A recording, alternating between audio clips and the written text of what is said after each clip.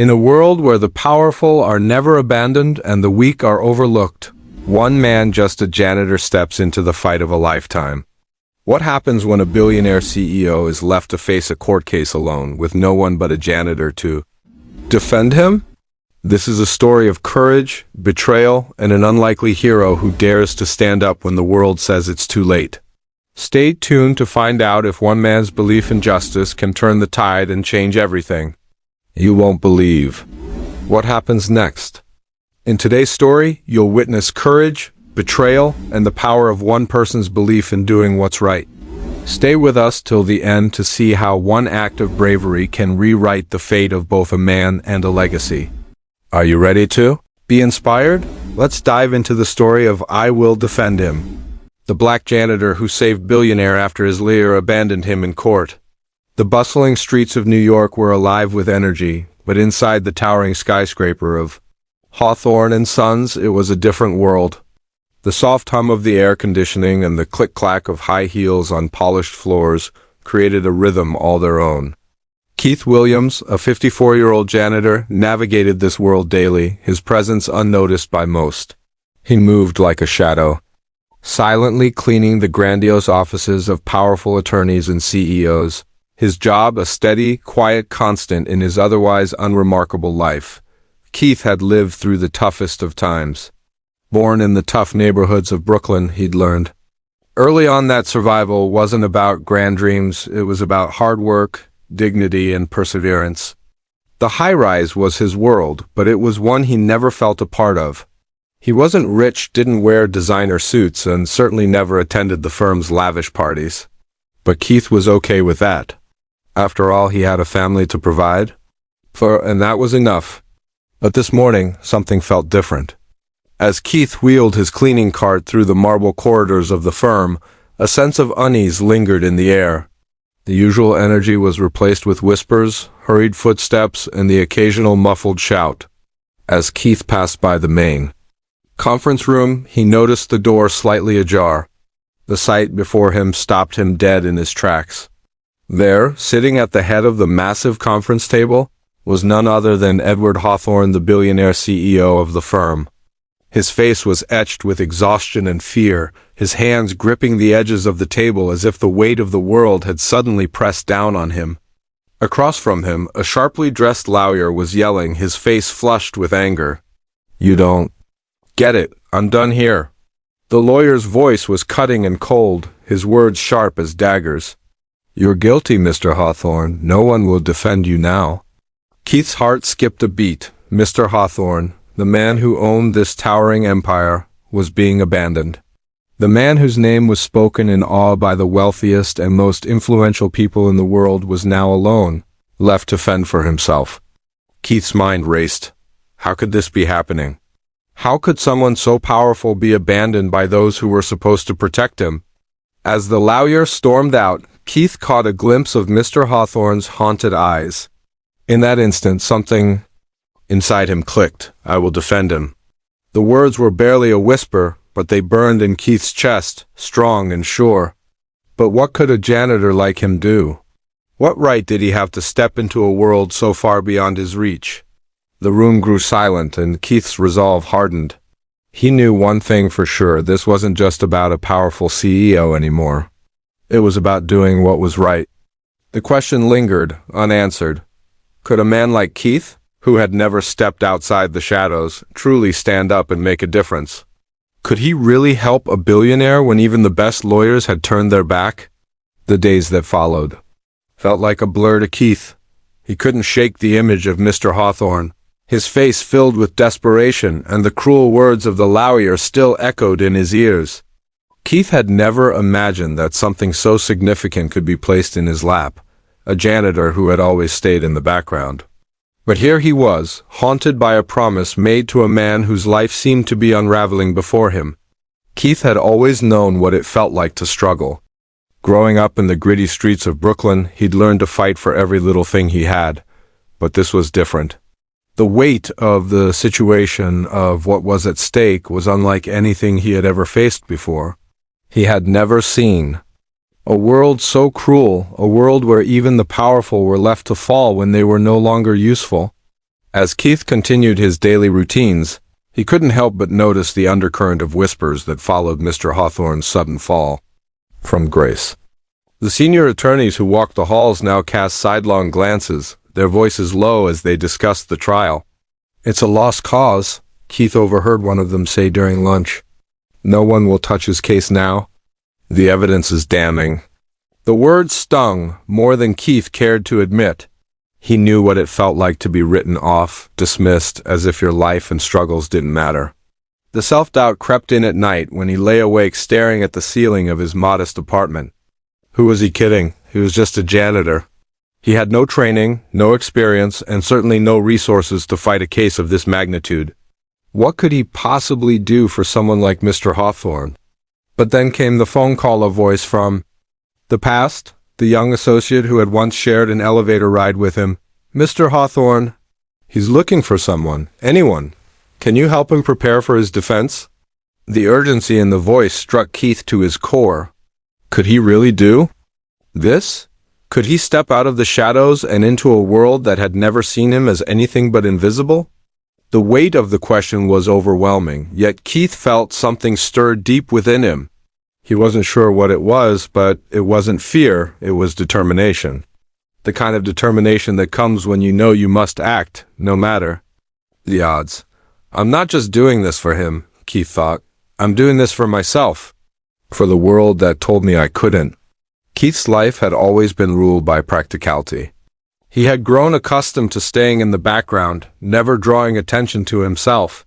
But as the days moved closer to the trial, Keith could feel the gravity of the situation weighing on him, pushing him to the edge. He knew that helping Mr. Hawthorne wasn't just about doing what was right, it was about changing the course of both their lives. The moment had arrived. There was no turning back. The first meeting with Mr. Hawthorne was an awkward affair. The billionaire, once powerful and commanding, sat before Keith with his head lowered, his hands trembling. The sight of the man who had dominated the corporate world, now reduced to a shadow of himself, stirred something deep inside Keith. It was a mix of sympathy, anger, and resolve. This man, this broken man in front of him, was still human. He had been wronged, abandoned by the very people who were supposed to protect him. "I don't know why you're here, Keith," Mr. Hawthorne said, his voice quiet, laced with both fear and frustration. "But no one will take my case. Everyone's turned their back. The charges are too serious, they'll bury me."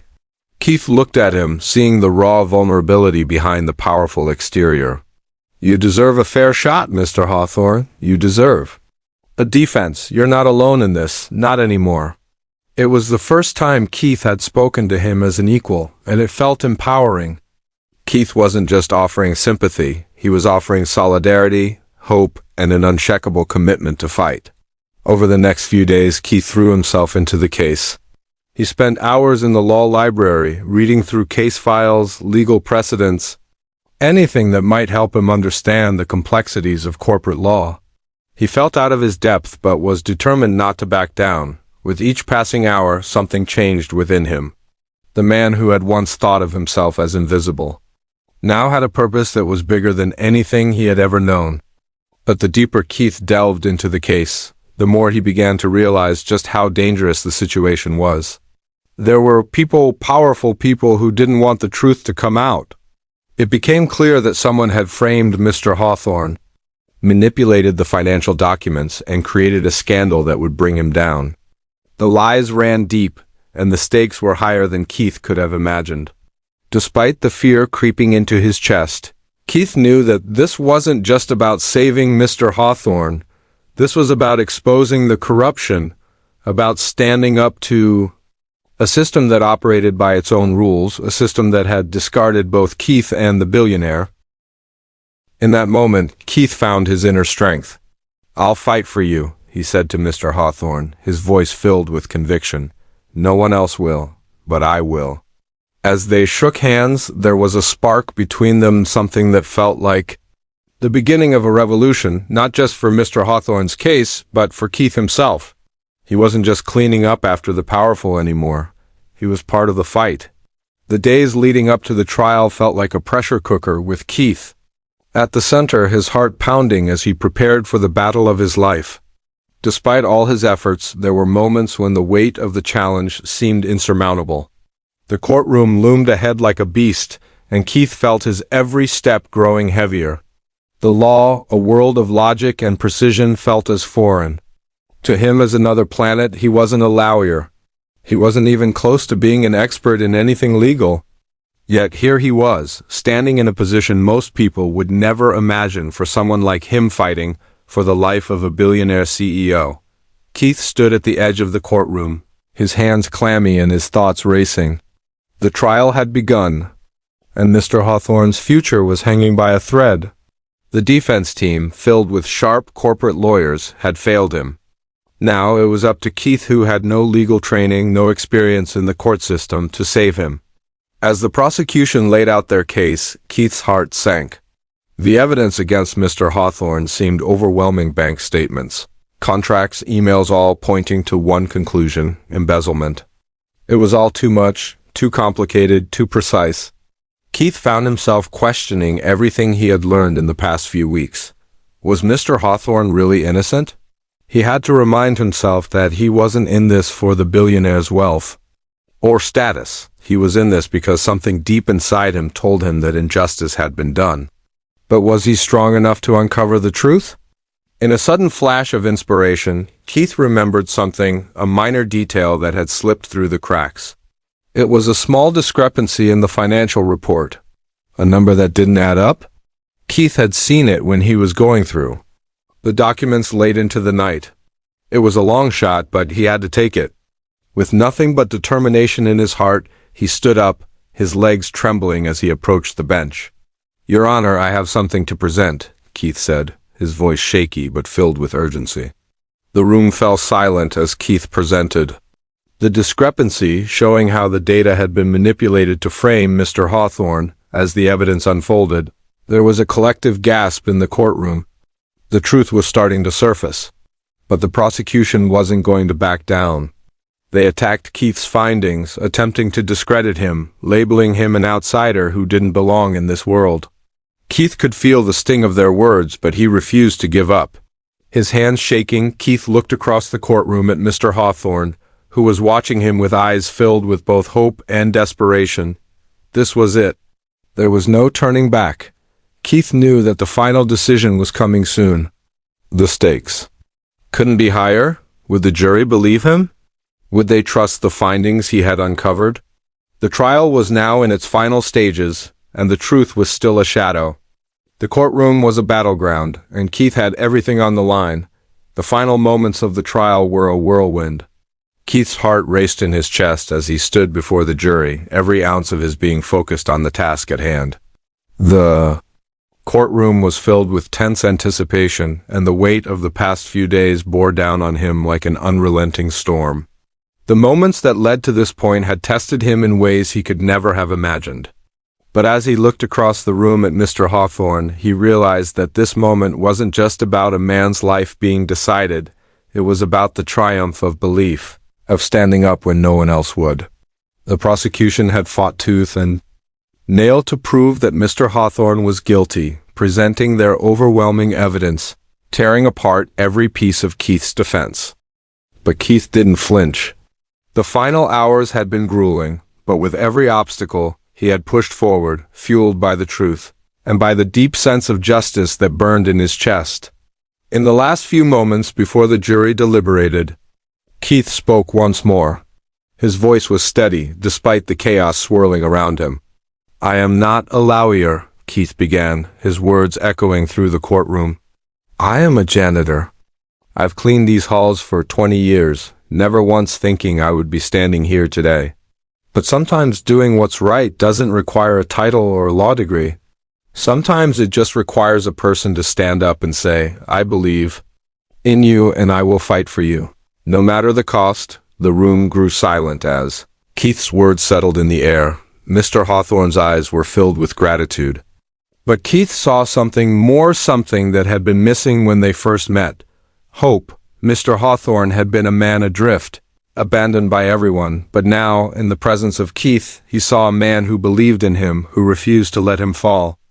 The jury deliberated for what felt like hours, but for Keith, each second was a lifetime. The whispers, the doubts, the judgments, everything had led to this. He had given his all. He had fought not just for Mr. Hawthorne, but for every person who had ever felt small, overlooked, or discarded. Keith had taken on a world that had told him he didn't belong, that he wasn't worthy. But he had proven them wrong. And then the moment came. The judge called for silence, and the jury returned with their verdict. Keith's stomach twisted with anxiety. The room held its collective breath. The jury foreman stood up, his eyes meeting Keith's for a brief moment before he turned to the judge. "We find the defendant, Edward Hawthorne, not guilty." A wave of relief swept over the room, but for Keith it felt like the entire world had shifted. He had done it. The truth had won, not because of the big names or the lawyers, but because one man, Keith Williams, refused to give up, refused to be silenced, and refused to let someone else's mistakes define the future of a person who was innocent. Mr. Hawthorne stood, his face a mixture of disbelief and profound gratitude. He turned to Keith, extending a hand. "You saved my life, Keith. I'll never be able to thank you enough." But Keith only smiled. "No need to thank me. Just ... Never forget that sometimes the biggest change starts with the smallest voices." As the courtroom erupted in applause, Keith's heart swelled with pride, not for the victory, but for the realization that he had become something more than a janitor. He had become a force for good, a symbol of hope for the unnoticed, the overlooked. In that moment, Keith understood what it truly meant to make a difference, not by power or wealth, but by standing firm in the face of adversity and by believing in the impossible. The moral of the story was simple, but powerful. Never underestimate the power of standing up for what is right, even when the world seems stacked against you. Everyone, no matter their background or status, has the power to make a change. As Keith left the courtroom that day, he walked out not as the janitor, who had always been invisible, but as the man who had changed everything. And with each step, Keith knew that his life had been transformed, that his story wasn't just about one person, it was about every person who had ever dared to believe in themselves. Sometimes all it takes is one person, one decision to change everything. Keith Williams, a simple janitor, proved that you don't need wealth, status, or a title to make an impact. What you need is heart, determination, and the courage to stand up when no one else will. If Keith's story touched you, if it reminded you that even in your darkest moments, you have the power to make a difference, then make sure to hit that subscribe button. Join us on this journey of real stories, real courage, and real change. Because together, we can all be the heroes in our own stories. Thank you for watching. Stay inspired, stay strong, and always remember change begins with you.